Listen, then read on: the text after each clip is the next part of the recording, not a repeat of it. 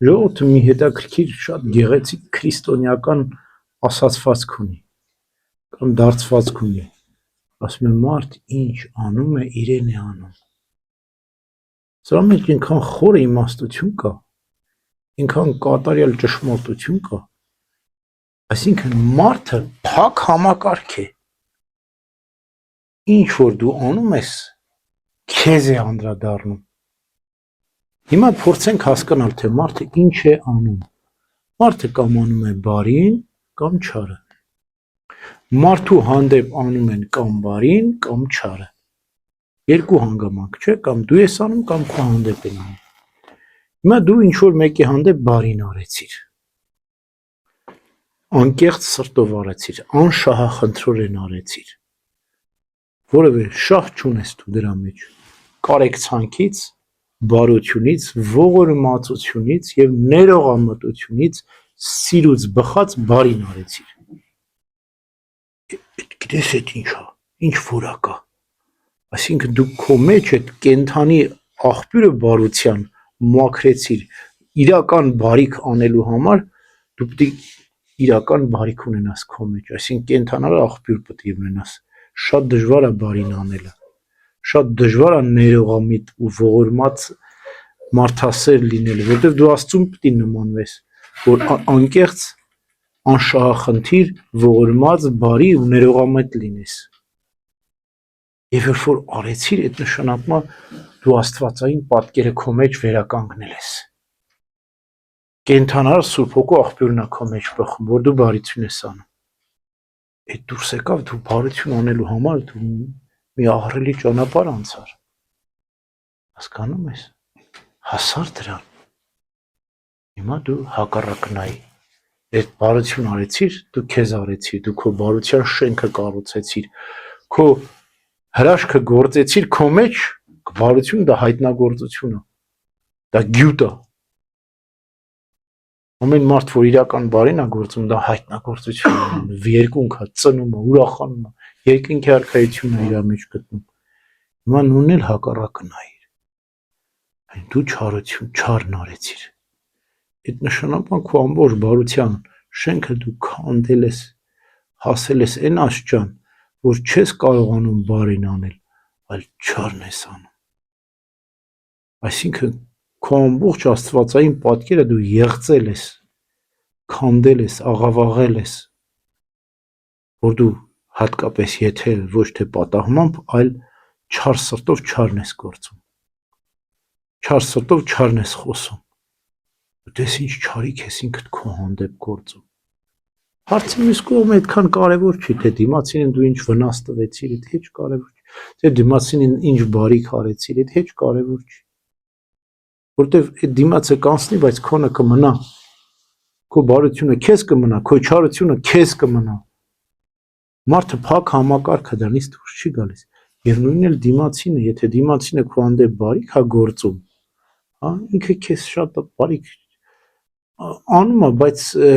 դու շատ ակնկալություն չունես համեմատած այն բանիքին, որ դու ես դիմացինի հանդեպ գործում։ Երբ որ դիմացինը քո հանդեպ չարիք է գործում,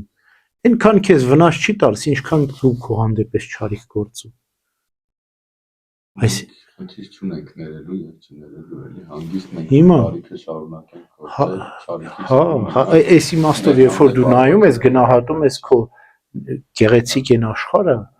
այն փոքրիկ տիեզերքը, որ Աստված քո համար տվել է, դու խնայում ես, փայփայում ես, գուրգուրում ես այդ աշխարհը։ Չես ուզում դու այդ քո գեղեցիկ կառուցվածք, ոնց որ մարդը տանջվի, տուն սարքի, հետո քանդի այդ տունը իր ձեռով։ Ու ավերակների վրա նստա ողբա։ Այդ չարությունը դες մի բան է։ Հեշտ չի բարիք գործելը։ Շատ գեղեցիկ է, լավ է, գեղեցիկ է։ Եվ հետո գիտես, երբեմն մենք ասում ենք ներելը դժվար է, ինձ թվում է չներելը ավելի դժվար է, չներելը ավելի դժվար է։ Որտեվ երբ որ դու ներում ես, ընթացք քայլ ես կատարում դեպի ներողամտություն, դեպի սեր, որտեվ երբ դու ներում ես, ուրեմն քո մեջ սերն է արթնանում, երբ որ դու չես ներում, քո մեջ ատելությունն է արթնանում։ Որն ավելի հեշտ սեր արծարծել, թե ատելություն։ Օրինակ ներելուց միշտ մտածում են դիմացին ապաշխարելա թե չէ, նոր են սկսում ներել, տեսնես հասկացելա թե չէ, ես մի փուլ եկա, որ հասկացա ինձ չի հետաքրքրում ինքը ապաշխարելա թե չէ, ես պետքա ներեմ, ինքը իր բարիքն ու իր չարիքն է։ Հետո դրա էներգիան կամաց ինքը մեծացավ դրական, որ էական չի, որ դու պետքա ներես, բայց հետո տակը մի բան է մնում, որ դու չես կարող իր հետ էլ աշխատես ու դա ինձ թվում է ավելի հզոր մարդկանց, ձեզ նման մարդկանց ունենք, որ Հիմա ես ուրիշ մի տեսանկյունից ասեմ, էլ այդ ներելն ու ապաշխարելը։ Մարդու կյանքը շատ արագ է անցնում։ Շատ արագ է անցնում։ Սուրբ Գիրքը ասում է. «Ներիր քո թշնամուն եւ իր գլխին կրակի կայծեր կդիզես»։ Այսինքն Աստված վրեժ խնդիր կլինի։ Եվ իրապես մենք այսօր այնքան ենք հստակ տեսնում, որ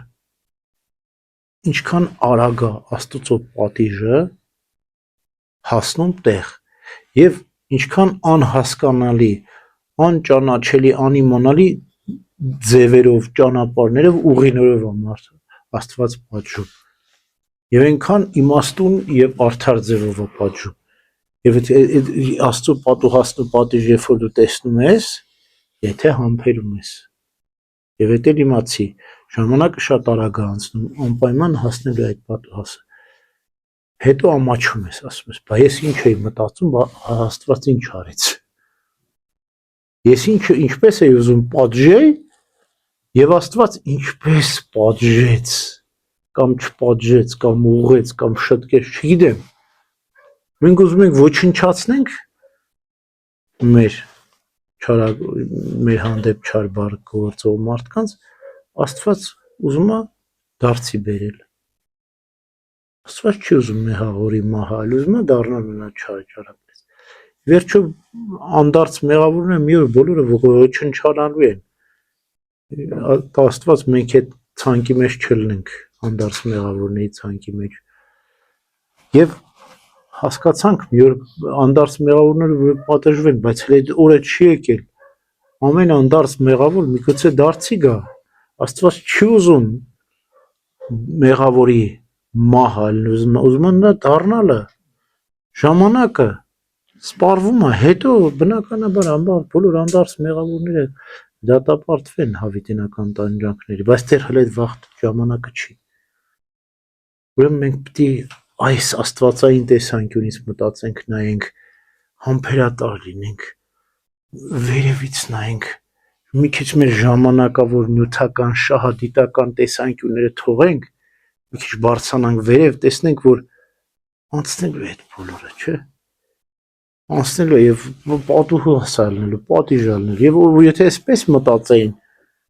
շատ բռնակալներ, շատ նացիստներ, ֆաշիստներ չէին անի այդ բանը։ Այսինքն չէին կոտորի, չէին սպանի, չեն սպանի, ժողովրդին չեն ստարկացնի, իրանց թյուր գաղափարներով ազգեր, ժողովուրդներ չէին վերացնի, որտեվ շատ կարճ է, կարճ։